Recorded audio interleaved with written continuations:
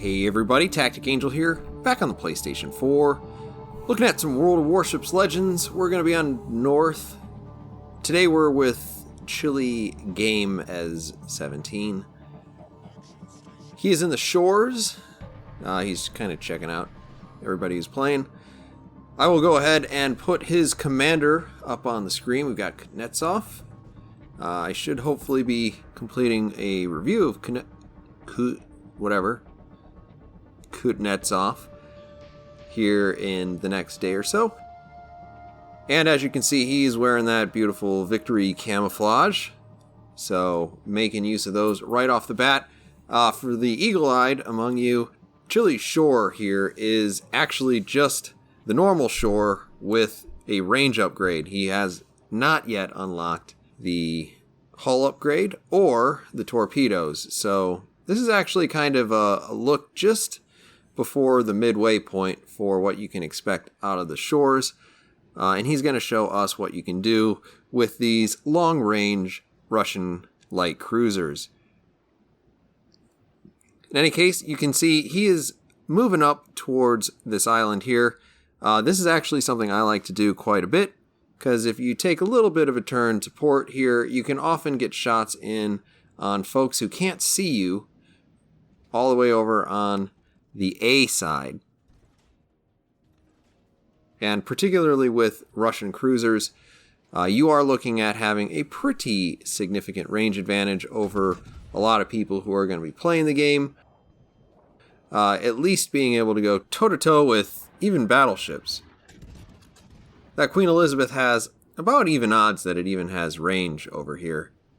For instance, depending on what the commander is. Unfortunately, it does look a little bit like somebody got happy with the radar, so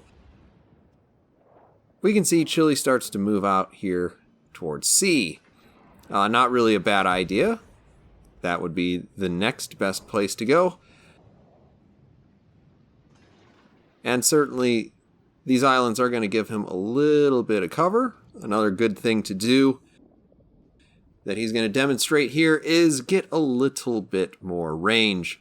Obviously, at 14 kilometers, pretty much all of the battleships in the game are going to be able to hit you.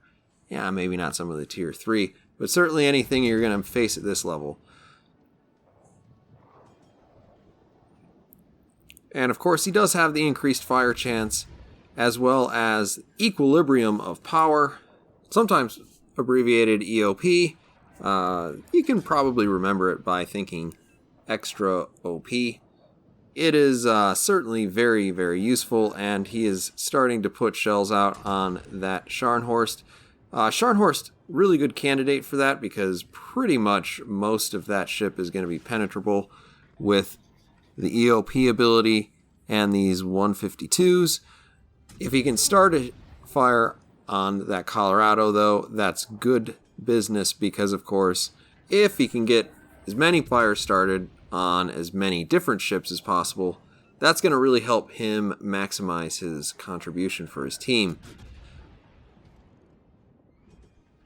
Unfortunately, if he keeps dodging, that's just not going to work. We do see he does finally land a fire on him. Honestly, shooting at a Mahan at this range is probably not an excellent use of time, but you can hardly blame him for trying. Once again, Scharnhorst becomes target number 1. Obviously, he's doing a couple of things. He's leading the charge, trying to cap that base. Nice to see battleships actually doing that. Unfortunately, with ships out there like the shores, they're not going to make it very easy for those German battleships, because, of course, they're just going to keep lighting them on fire. Because EOP does not reduce fire chance in this version of the game. It just lowers your damage a little bit.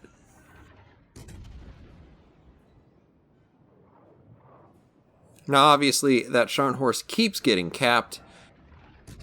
That's a good thing, because, of course, Chile's team is not exactly excelling at the victory right now. You're down 2 ships, and he's been down 2 ships pretty much for the last couple of minutes.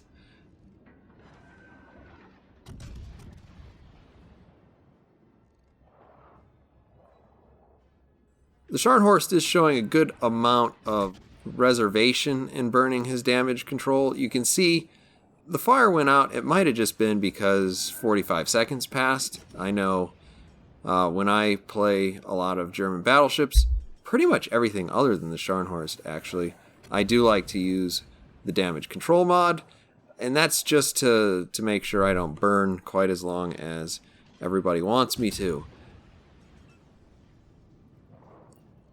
With the Scharnhorst, since I figure I'm going to be playing it like an absolute crazy person, I do take rudder. So if you see me out there and you want to shoot me, then there's a little hint.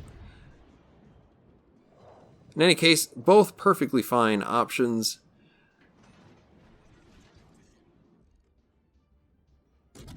And as Chile reaches the edge of his range, we're going to see he's going to start turning around here so that he can continue to engage.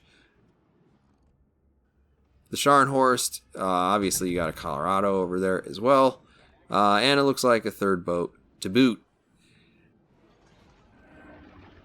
Of course, he's spotted, which isn't all that surprising. He's looking around because I think he rightly understands, because of Le Monnier, he has essentially a limited detectability, and he can see none of those guys over there. C can see him, so there must be a destroyer somewhere. He pops that hydro just in case.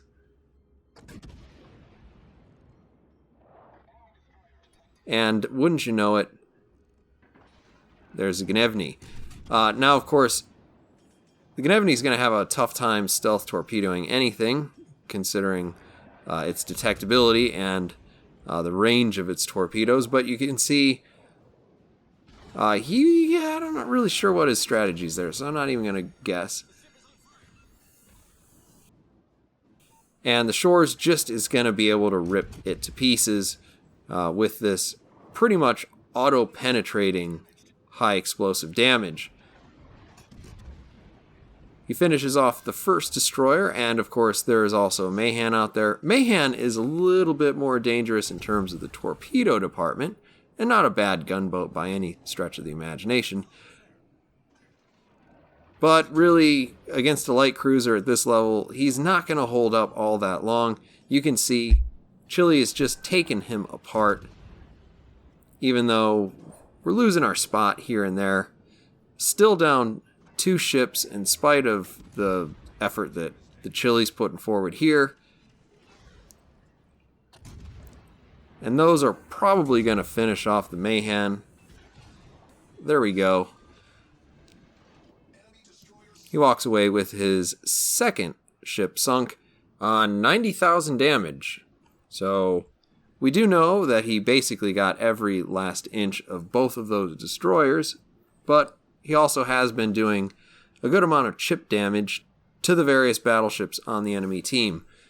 Now, for a second, it did look a little bit like he was going to go sail off into sea, but on second thought, capturing B is actually the right decision here, because as you can see, the score is finally even up in terms of the ships, but obviously the actual point game is significantly in the favor of the enemy. So capturing bases is important. I don't know. I feel like I have to say that. Somebody out there, and we've all seen them, somebody out there needs to learn that. Because, I mean, obviously we all like to win games. So, though usually Russian cruisers do like to float around in the back, what Chile is doing right here is exactly what he needs to do. And that is, as we're entering the last 5 minutes of this game, he has to be able to ante up here and actually go toe-to-toe with some of these other boats. Obviously, that's not really ideal for most Russian cruisers, But you got to do what you got to do in order to win. Now we do see he spotted the Scharnhorst. At this point, I think he thinks he can sneak a shot over there without actually gaining the spot. Unfortunately, he's not quite right. Somehow there's a Nagato right there. I don't blame him for not thinking that he would be there. That seems like a peculiar place for a battleship to be if you've been following all the little dots on the map. Now he's going to try to aim himself towards this little gap. Honestly, at this point, I probably would have dropped my offense, let Lemonnier reduce my spotting distance to its base C detectability, and just go cap the base. Chile does continue to shoot. Somewhere along the lines, it looks like he must have made a little bit of a course correction, because we seem to have run into an island a little bit. But all of the enemy has decided to go the long way around the island. Now, I don't know why that is. I assume it is because they can see all of their enemies are on the south side of the map, and they want to get over there as quickly as possible, but honestly, probably not the best play, because they are going to waste a little bit of time.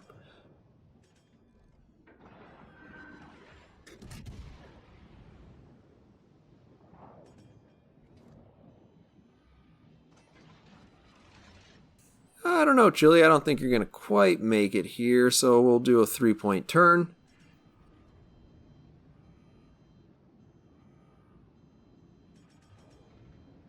And you can see he is eyeing that Atlanta. Atlanta, another light cruiser, can probably do pretty terrible things to the shores itself, but the shores can also do pretty terrible things to it. Trying to sneak a couple shots over that. Not a lot of luck there. In any case, these are they're low risk shots, because of course the Atlanta's probably not going to return fire on him. Honestly, it's a miracle that he's even spotted. And there you see he's lost the spot.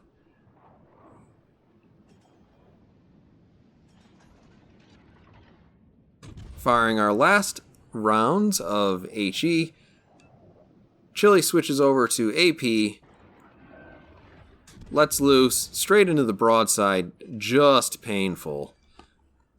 And we managed to get the last turret out there as well. 4 solid citadels there, and down goes the Atlanta. And nobody's sad. Nobody's sad. With that out of the way, we're going to stick around in the cap and see if we can't turn this around. Back on the HE, obviously to exploit German weaknesses here. You can see those were aimed a little bit further forward just to see if he could kind of clip the bow. If he could clip the bow, that means he could get another fire on the Scharnhorst, and that would be even better than having one. Of course, he still might be under the damage control party. There you go, set him on fire. And of course, there are a couple of other people left on the team still engaging that German battleship. Now, though he did spend a little bit of time shooting at that Colorado, you can see immediately his attention goes back to the Scharnhorst. And after that, there's just a couple seconds left. He manages to get 3 points ahead of the enemy team, thanks to staying in that base and finishing off that Scharnhorst right at the end. Really well played game. Really good example of what you want to do with a pretty strong tier 6 ship. In any case, thank you, Chile, for sending me this video. I have left a link down in the description to his channel. Thank you everybody for watching, and I'll see you on the next one.